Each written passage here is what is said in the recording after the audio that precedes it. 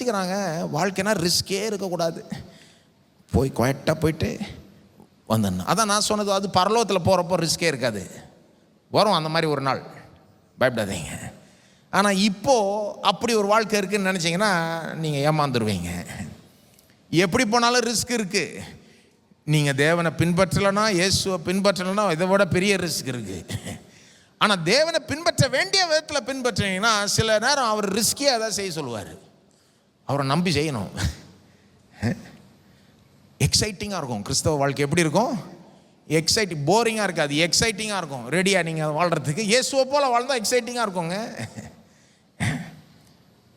அப்போது இது கஷ்டன்றது எனக்கு புரியுது. ஆனால் நம்ம திங்கிங்கை மாற்றுவோமானால், நமக்கு அந்த உண்மையான விசுவாசம் இருக்குமானால், உண்மையான கிறிஸ்தவ தைரியத்தோடு செயல்படுவோமானால் நம்ம இயேசுவை போல் இருக்கலாம். ஆனால் கஷ்டம். இதுக்கு சொல்யூஷன் என்னங்க? சிம்பிளாக சொல்கிற சொல்யூஷன் என்னதுன்னா, சரி இயேசுவை போல் இருக்க விரும்புகிறோம், ஆனால் இல்லை கஷ்டமாக இருக்குது, காம்ப்ரமைஸ் பண்ணாமல் வாழ விரும்புகிறோம், ஆனால் கஷ்டமாக இருக்குது. சொல்யூஷன் என்ன? இயேசுவையே பார்த்துக்கிட்டுருங்க. இயேசுவையே பார்த்துக்கிட்டுருங்க.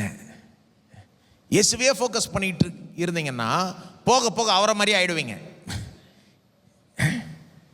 இயேசு எப்படி காம்ப்ரமைஸ் பண்ணாமல் காரியங்களை செய்தார்னு பாருங்க.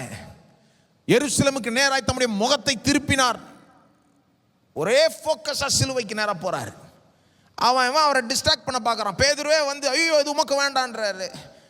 கலிலேயர்கள் வந்து நீங்கள் இங்கேயே இருங்க, இங்கேயே ஊழியம் பண்ணுங்க, அங்கெல்லாம் போகாதீங்க, எருசலேம் போனால் அது எதுக்கு உங்களுக்கு அந்த வம்பு அப்படின்றான். வழியில் கிரேக்கர்கள் வந்து அவரை எங்கள் ஊருக்கு வாங்கன்றான். கிரேக்கர்கள் வந்து அவரை சந்திக்க வராங்க பாருங்க, யோவானில் அது வருது அந்த பகுதி.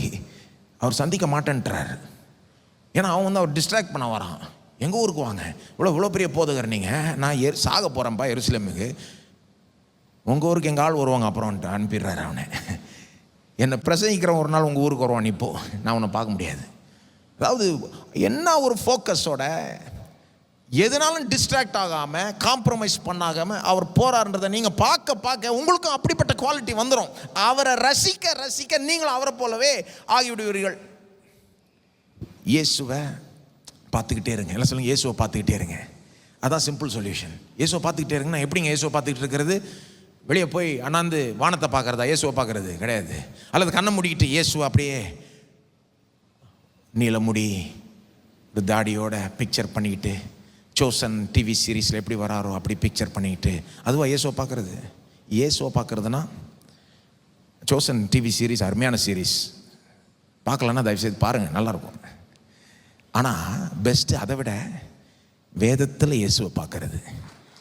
வேதத்தில் இயேசுவை